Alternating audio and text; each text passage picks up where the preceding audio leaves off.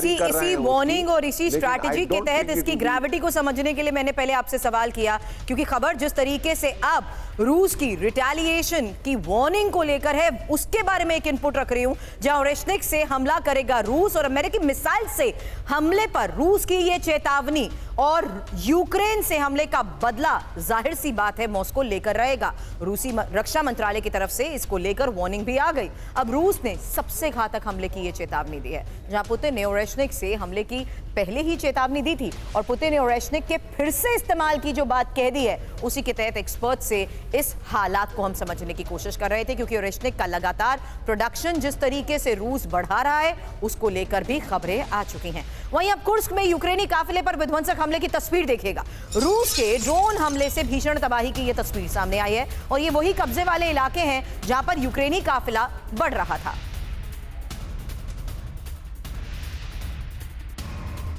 भारत सरकार अब बिजनेस शुरू करने के लिए दे रही है 20 लाख रुपए तक का लोन, वो भी बिना किसी गारंटी के। ज्यादा जानकारी के लिए अभी डाउनलोड करें फ्रीडम ऐप।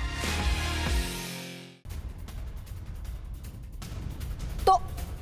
थोड़ी देर पहले ही एक्सपर्ट से मैंने इस बात को लेकर सवाल किया था कि आखिर किस तरीके से बड़े स्तर पर ऐसे इलाके जहां पर कब्जों का दावा किया जा रहा था, ये उस जगह की तस्वीर है जहां पर यूक्रेनी काफिला आगे बढ़ने की कोशिश कर रहा था और रूस के ड्रोन हमले में यहां भीषण तबाही की ये तस्वीर सामने आई है। लेकिन नए साल में किस तरीके से बड़ी जंग की तैयारी में है रूस, इसी को लेकर होगा अगला सवाल, क्योंकि खबर है रूसी स्पेशल फोर्सेस के बड़े अभ्यास को लेकर और ये फ्रंट लाइन पर तैनाती से पहले की गई एक्सरसाइज की तस्वीर सामने आई है। यूक्रेन पर निर्णायक हमलों से पहले ट्रेनिंग और यूक्रेन पर बड़े कब्जे की तैयारी में जिस तरीके से रूसी सेना है, उसकी एक और तस्वीर सामने आई है।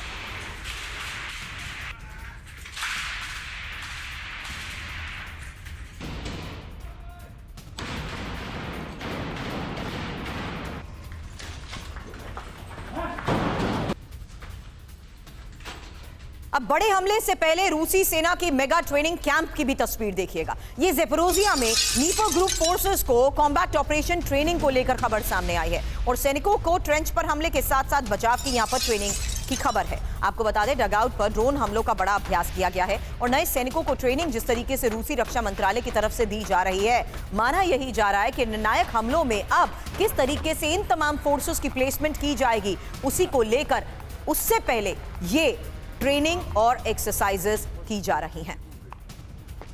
तो सवाल एक्सपर्ट से होगा रूस की इसी बड़ी जंगी तैयारी को लेकर, लेकिन उससे पहले दो तस्वीरें एक साथ आपके सामने हैं, क्योंकि रूसी स्पेशल फोर्सेस के बड़े अभ्यास की इस तस्वीर का मतलब बहल सर जरूर समझाइए जाएगा। साथ ही ज़ेपोरोजिया में जिस तरीके से कॉम्बैट ऑपरेशंस की ट्रेनिंग को लेकर यह खबर सामने आई है, क्या कुछ ऐसी इंपॉर्टेंट लोकेशंस को बहल सर इस वक्त फाइनलाइज किया जा रहा है जहां पर हम ये कह सकते हैं कि अपनी रिजर्व फोर्सेस को अब फाइनल प्लेसमेंट की तैयारी में है रूस? बहुत ही अच्छा प्रश्न पूछा आपने सुरभि जी। सबसे पहले ये कहूंगा कि स्पेशल ऑपरेशंस ग्रुप का जो इस्तेमाल किया जाता है वो स्पेशल टारगेट्स के लिए किया जाता है। जैसे कि अगर कोई एक पोक्रोवस्क अगर टाउन को मैं कहूं, वो एक बहुत ही इंपॉर्टेंट रोड और रेल हब है और इंडस्ट्रियल हब है और उसको कंट्रोल करना और उसके ऊपर कब्जा बनाना उनके लिए बहुत जरूरी है। तो इस तरीके के या फिर कोई इंपॉर्टेंट रेडार साइट्स या कोई ऐसी जगह हो तो उनको अटैक किया जाता है स्पेशल ऑपरेशन से। तो मुझे लग रहा है ये पोक्रोवस्क की तरफ अटैक के लिए ही किए जा रहे हैं। और साथ साथ में अगर आप देखें तो जो आपने दिखाए कि वो बंकर्स या फिर जो आपने बताए, अभी दिखा भी रहे हैं, आप पिक्चर में भी दिखा रहे हैं कैसे ट्रेनिंग की जा रही है इनके अंदर छुपे हुए डिफेंडर्स की, क्योंकि ज्यादातर ये जितने भी टारगेट सिस्टम्स हैं वो बहुत अच्छी तरीके से डिफेंड किए जा रहे हैं और डिफेंस के लिए ये बहुत जरूरी है कि जो अटैकर है वो इनके ऊपर कैसे अपना हमला कर सके। तो उसकी प्रैक्टिस भी अभी दिखाई जा रही है, जैसे कि ये सामने आपकी पिक्चर्स में दिखाया जा रहा है। तो ये जो जितनी भी ट्रेनिंग हो रही है इस समय इंपॉर्टेंट टारगेट सिस्टम्स को कंट्रोल और ऑक्यूपाई करने के लिए हो रही है, जिसमें से मेरे हिसाब से पोक्रोवस्क एक इंपॉर्टेंट टारगेट सिस्टम होगा।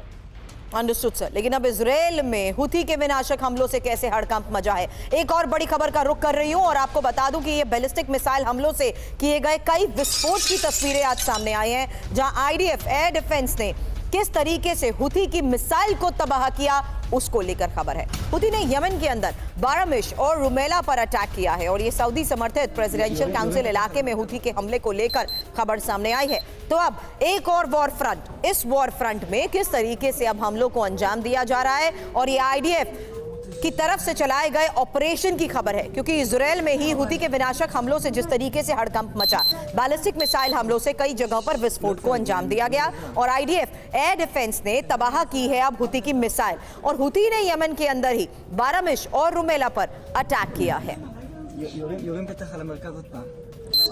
इसमें एक और बड़ी खबर है, और खबर है ये सेंट्रल इजराइल में हुती के विनाशक हमले को लेकर, क्योंकि बेत शेमेश में हुती का बैलिस्टिक मिसाइल अटैक हुआ है और ये आयरन डोम से मिसाइल इंटरसेप्ट करने का दावा भी किया गया है। आपको बता दें, बेत शेमेश के कई इलाकों में मिसाइल का मलबा भी गिरा है और ये सेंट्रल इजराइल के कई शहरों में अलर्ट सायरन बजे हैं, उसकी तस्वीर भी सामने आई है। तो लगातार जिस तरीके से अलग अलग जगहों पर ऑपरेशंस को अंजाम दिया गया, हमलों को अंजाम दिया गया, उसके बाद ये तस्वीरें सामने आई हैं जिसमें कई शहरों पर न सिर्फ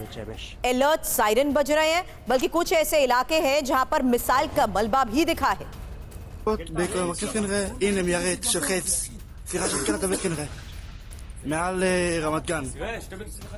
तो इस वॉर फ्रंट में जहां मिडिल ईस्ट में हालात अब बिगड़ चुके हैं, वहीं मिडिल ईस्ट में भीषण जंग की ही ये तस्वीरें आपके सामने हैं, क्योंकि हुती पर अमेरिका के नॉनस्टॉप अटैक को लेकर खबरें सामने आ रही हैं। वहीं सेंट्रल इजराइल में भी हुती का बदला